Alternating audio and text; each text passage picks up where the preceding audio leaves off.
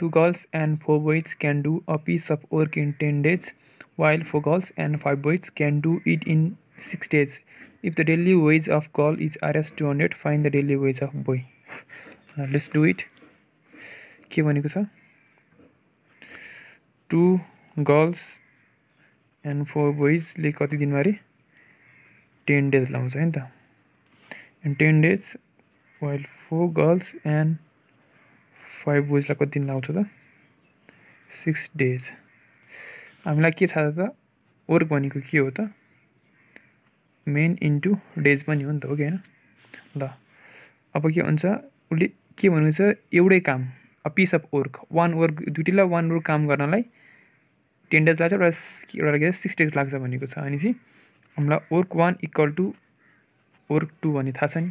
Work भनेको के रहेछ म्यान इन्टु डेज. म्यान भनेको कति छ 2g प्लस 4b र डे कति लेख 10 days equal to 4g plus 5b 6 days.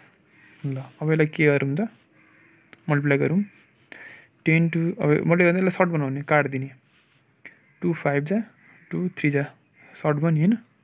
5 2 जा 10g प्लस 5 4 जा 20b इक्वल टु 4 3 जा 12g प्लस 5 3 जा 15b. ओके नि जी लाई एक ठाउँमा बीबी लाई एक ठाउँमा राखिदिउँ 12g minus 10g is equal to 20b minus 15b. यता 2g is equal to 5b आयो. यो जहिले जिएमआई आए पनि हाम्रो केमा आउँछ त्यो टाइममा आउँछ. टाइम हुन्छ यो चाहिँ भनेको दुईजना गर्ल्सलाई लाग्ने समय चाहिँ 5 जना बोइजलाई लाग्छ भनेको यो चाहिँ कुरो बुझ्यो. ल यस इफिसिएन्सी के भन्छ टाइमको ठ्याक्कै रेसिप्रोकल उल्टै हुन्छ भनेपछि 2 बोइजलाई को इफिसिएन्सी बराबर कति हुन्छ त 5 गर्ल्सको इफिसिएन्सी हुन्छ.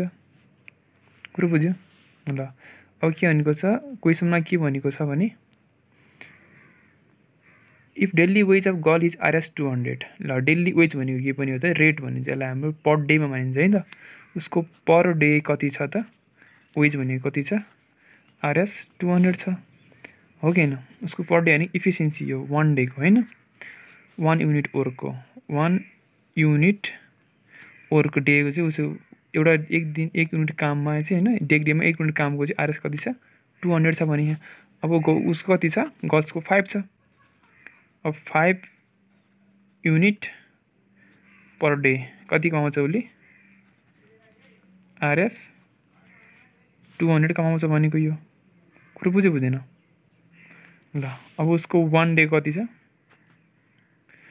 1 डे कति छ त उसको 1 डे भनौँ 1 युनिटको भनौँ 1 युनिट कति छ भनेपछि Rs 200 डिभाइड बाई 5 यो भनेको 540. यसको 1 डे कति छ त Rs 40 छ हैन. ल अब 1 युनिट यति छ भनेपछि अब हामीलाई के को पत्ता लगाउनु छ बोइजको पत्ता लगाउँछ. तर अब बोइज कति छ हाम्रो 2 युनिट छ. अब 2 युनिट कति हुन्छ 2 इन्टु Rs 40 यो भनेको 80 रुपिज.